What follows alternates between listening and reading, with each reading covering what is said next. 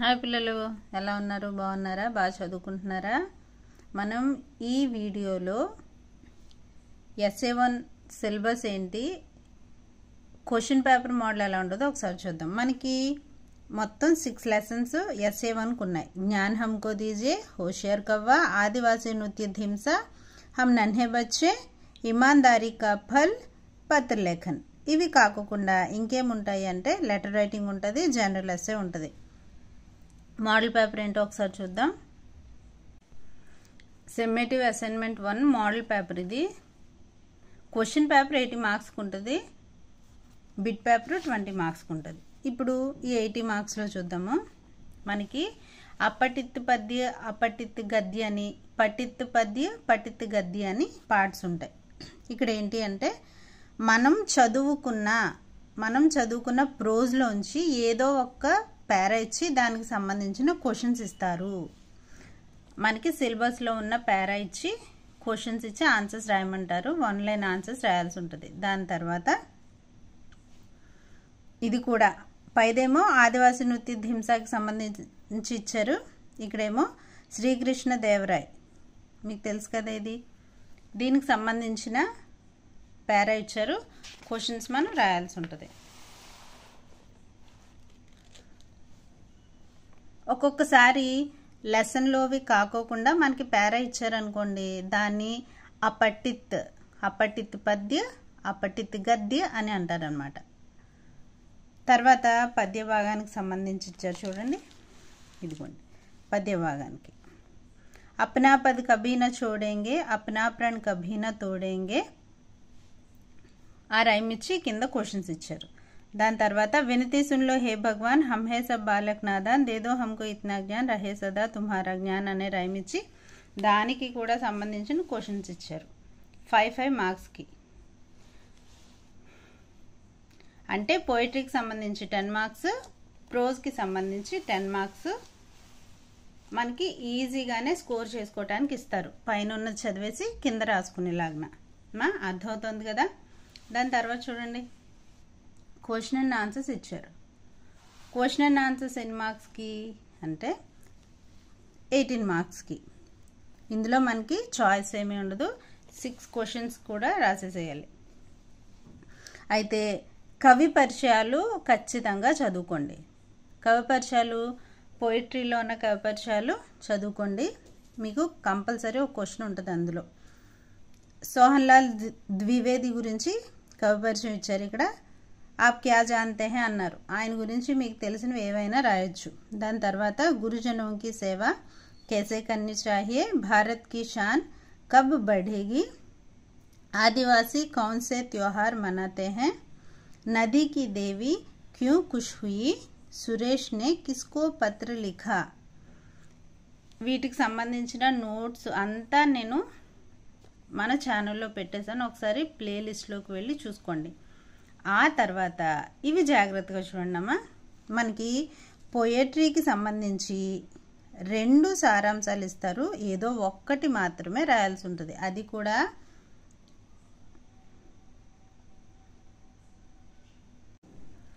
6 నుంచి 8 వాక్యాల్లో రాస్తే సరిపోద్ది. హమ్ నన్హే బచ్చే కవిత కా సారాంశ ఒకటి, బాలక్ భగవాన్ సే క్యా ప్రార్థన కర్తే హై, ఈ సారాంశం. ఈ 2 సారాంశాల్లో ఒకటి మీరు రాయాల్సి ఉంటుంది.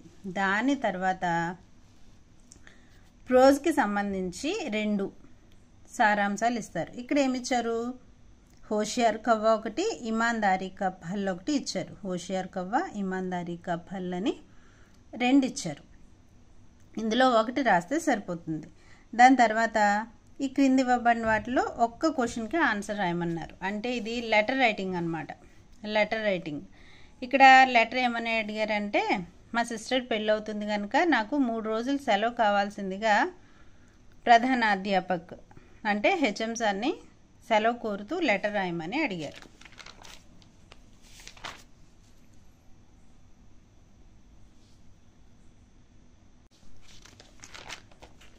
దాని తర్వాత చూడండి అమ్మా, ఇక్కడ పిక్చర్ ఇచ్చి దాని గురించి మనల్ని సెంటెన్సులు రాయమని చెప్తారు. పిక్చర్స్ ఇచ్చి సెంటెన్సులు రాయమంటారు.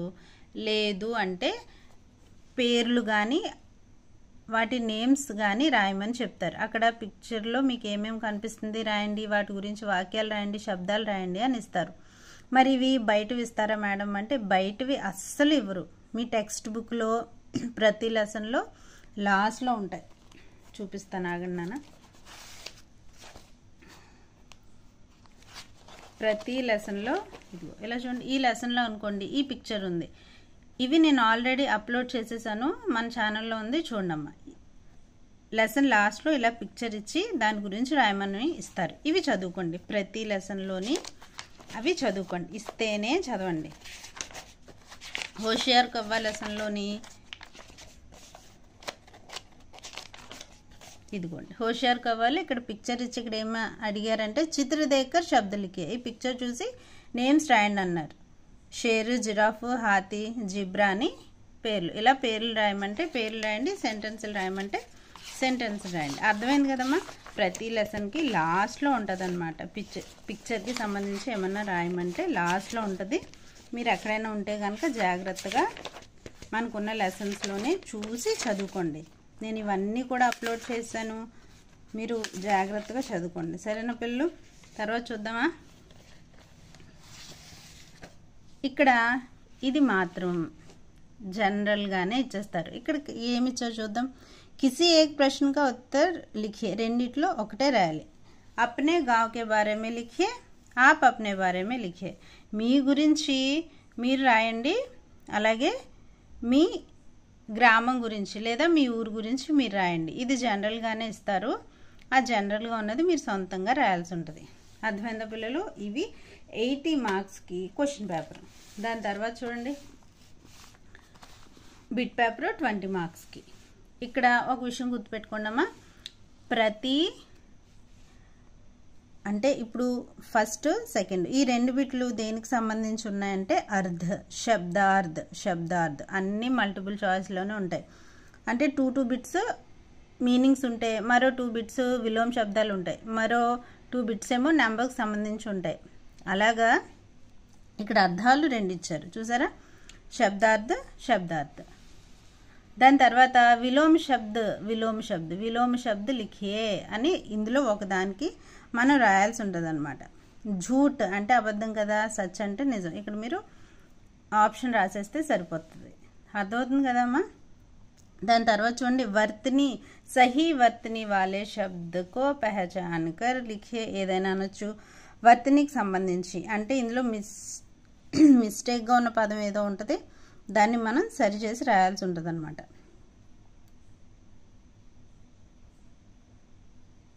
ఇదిగోండి సహీ వర్తని వాలే శబ్ద ఇక్కడ ఇచ్చారు. ఇక్కడేమో విలోమ శబ్దాలు ఇచ్చారు. విలోమ శబ్దాలు 2 ఇచ్చారు, అర్థాలు 2 ఇచ్చారు. దాని తర్వాత సహీ వర్తని మనం కరెక్ట్ అయిన వర్డ్ ఏంటో చూసుకుని మనం పెట్టాలి. దాని తర్వాత 7th బిట్ చూడండి అంతాక్షరి విధి. అంటే తెలుసు కదా, ఇప్పుడు తా ఇచ్చారు అనుకోండి, తాతో వచ్చేది ఏంటో మనం గుర్తుపెట్టి రాయాల్సి ఉంటుంది అనమాట. తాతో తాలాబ్ వచ్చింది కనుక ఇది డి, ఈ ఆప్షన్ ఇక్కడ పెట్టాల్సి ఉంటుంది. అలా అంతాక్షరి విధికి సంబంధించి 2 బిట్లు ఉన్నాయి. దాని తర్వాత నెంబర్స్ చూడండి. ఇక్కడ 24ని హిందీలో ఏమంటారో అని అడిగారు. 16 అనే దాన్ని మన నెంబర్లో రాయాల్సి ఉంటే ఏమంటారో అని రాశారు. ఈ 2 బిట్లు కూడా నెంబర్స్కి సంబంధించి. అంటే ఇప్పటివరకు మీరు ఏం చదువుకున్నారు? అర్ధ, విలోమ శబ్దాలు, అలాగే వర్తిని, అలాగే తర్వాత నెంబర్కి సంబంధించి 2. దాని తర్వాత చూడండి పర్యాయవాచి శబ్దం. ఈ 2 కూడా పర్యాయవాచి శబ్దాలే.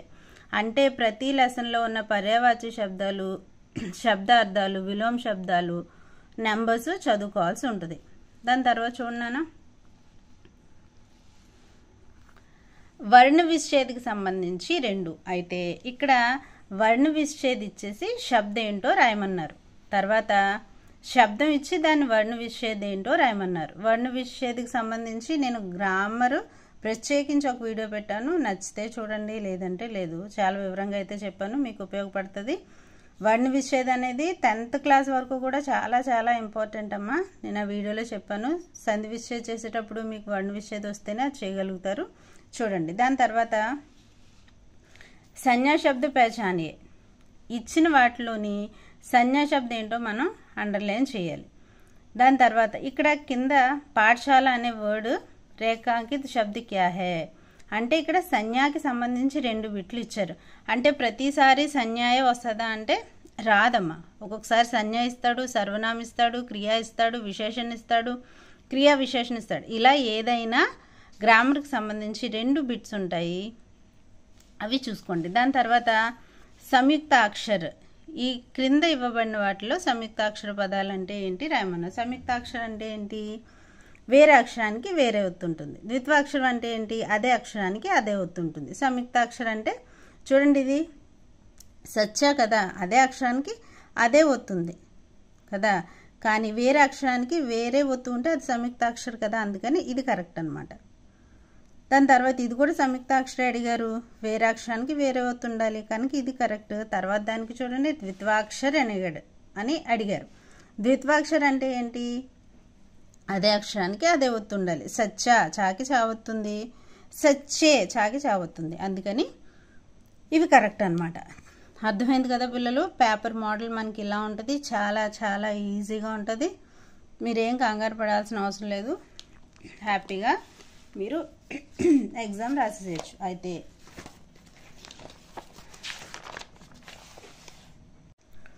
మనకి ఈ 6 లెసన్స్ ఉన్నాయి కదా, పత్రలేఖన ఎలాగో సారాంశం ఎవరు, ఇంకపోతే మనకి సారాంశాలు ఏమున్నాయి? పోయిటరీకి సంబంధించి జ్ఞాన్ హమ్కో దీజే హమ్ నన్హే బచ్చే, ఈ 2 సారాంశాలు చదువుకోవాలి. తర్వాత హోషియార్ కవ్వ ఇమాందారీ కా పల్, తర్వాత ఆదివాసీ నృత్య హింస. ప్రోజ్కి సంబంధించి ఈ 3 ఉన్నాయి. ఈ 3 ఏ 2 చదువుకున్నా ఏ 2 ఈజీగా ఉంటే మీరు ఆ 2 చదివేసుకోండి. ఒకవేళ ఈ 2 ఇచ్చారనుకోండి, అప్పుడు ఇది రాసేసేయచ్చు కదా. ఈ 2 ఇచ్చినా అప్పుడు ఇది ఈజీగా ఉంటుంది కనుక ఇది రాయొచ్చు, లేదా ఈ 2 ఇచ్చేస్తే ఇది రాసేసేయచ్చు.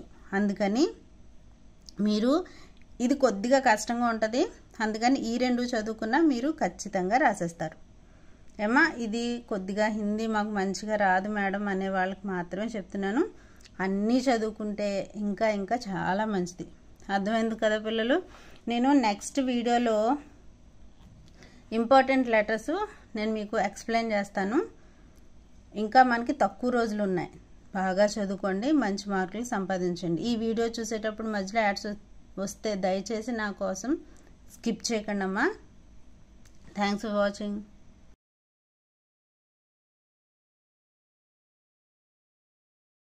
హాయ్ పిల్లలు, ఎలా ఉన్నారు? బాగున్నారా? బాగా చదువుకుంటున్నారా?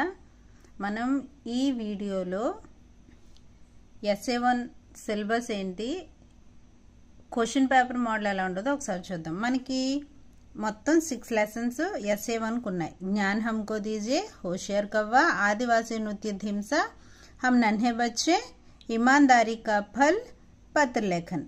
ఇవి కాకుండా ఇంకేముంటాయి అంటే లెటర్ రైటింగ్ ఉంటుంది, జనరల్ ఎస్సే ఉంటుంది. మోడల్ పేపర్ ఏంటో ఒకసారి చూద్దాం. సమ్మేటివ్ అసైన్మెంట్ 1 మోడల్ పేపర్ ఇది. క్వశ్చన్ పేపర్ 80 మార్క్స్కి ఉంటుంది, బిట్ పేపర్ 20 మార్క్స్కి ఉంటుంది. ఇప్పుడు ఈ 80 మార్క్స్లో చూద్దాము. మనకి అప్పటిత్తు పద్య, అప్పటిత్తు గద్య అని, పట్టిత్తు పద్య, పట్టిత్తు గద్య అని పార్ట్స్ ఉంటాయి. ఇక్కడ ఏంటి అంటే మనం చదువుకున్న ప్రోజ్లోంచి ఏదో ఒక పేరా ఇచ్చి దానికి సంబంధించిన క్వశ్చన్స్ ఇస్తారు. మనకి సిలబస్లో ఉన్న పేరా ఇచ్చి క్వశ్చన్స్ ఇచ్చి ఆన్సర్స్ రాయమంటారు. 1 లైన్ ఆన్సర్స్ రాయాల్సి ఉంటుంది. దాని తర్వాత ఇది కూడా పైదేమో ఆదివాసీ నృత్య హింసకి సంబంధించి ఇచ్చారు, ఇక్కడేమో శ్రీకృష్ణ దేవరాయ్, మీకు తెలుసు కదా ఇది, దీనికి సంబంధించిన పేరా ఇచ్చారు, క్వశ్చన్స్ మనం రాయాల్సి ఉంటుంది. ఒక్కొక్కసారి లెసన్లోవి కాకోకుండా మనకి పేరా ఇచ్చారనుకోండి, దాన్ని అప్పటిత్ పద్య, అప్పటిత్ గద్య అని అంటారనమాట. తర్వాత పద్య భాగానికి సంబంధించి ఇచ్చారు చూడండి, ఇదిగోండి పద్య భాగానికి. అప్నా పద్ కభీ న చోడేంగే, అప్నా ప్రణ్ కభీ న తోడేంగే, ఆ రైమ్ ఇచ్చి కింద క్వశ్చన్స్ ఇచ్చారు. దాని తర్వాత వినతి సున్లో హే భగవాన్ హమ్ హే సబ్ బాలక్ నాదాన్ దేదో హమ్కో ఇత్నా జ్ఞాన్ రహే సదా తుమ్హారా జ్ఞాన్ అనే రైమ్ ఇచ్చి దానికి కూడా సంబంధించిన క్వశ్చన్స్ ఇచ్చారు 5 మార్క్స్కి. అంటే పోయిటరీకి సంబంధించి 10 మార్క్స్, ప్రోజ్కి సంబంధించి 10 మార్క్స్ మనకి ఈజీగానే స్కోర్ చేసుకోవడానికి ఇస్తారు. పైన ఉన్నది చదివేసి కింద రాసుకునేలాగా. అర్థమవుతుంది కదా. దాని తర్వాత చూడండి, క్వశ్చన్ అండ్ ఆన్సర్స్ ఇచ్చారు. క్వశ్చన్ అండ్ ఆన్సర్స్ ఎన్ని మార్క్స్కి అంటే 18 మార్క్స్కి. ఇందులో మనకి చాయిస్ ఏమీ ఉండదు, 6 క్వశ్చన్స్ కూడా రాసేసేయాలి. అయితే కవి పరిచయాలు ఖచ్చితంగా చదువుకోండి. కవి పరిచయాలు పోయిటరీలో ఉన్న కవి పరిచయాలు చదువుకోండి. మీకు కంపల్సరీ ఒక క్వశ్చన్ ఉంటుంది అందులో. సోహన్లాల్ ద్వివేది గురించి కవి పరిచయం ఇచ్చారు. ఇక్కడ ఆప్ క్యా జాన్తే హై అన్నారు. ఆయన గురించి మీకు తెలిసినవి ఏవైనా రాయొచ్చు. దాని తర్వాత గురుజనోं की सेवा कैसे करनी चाहिए, भारत की शान कब बढ़ेगी, आदिवासी कौन से त्योहार मनाते हैं, नदी की देवी क्यों खुश हुई, సురేష్ నే కిస్కో పత్ర లిఖా. వీటికి సంబంధించిన నోట్స్ అంతా నేను మన ఛానల్లో పెట్టేసాను. ఒకసారి ప్లేలిస్ట్లోకి వెళ్ళి చూసుకోండి. ఆ తర్వాత ఇవి జాగ్రత్తగా చూడండి అమ్మా. మనకి పోయట్రీ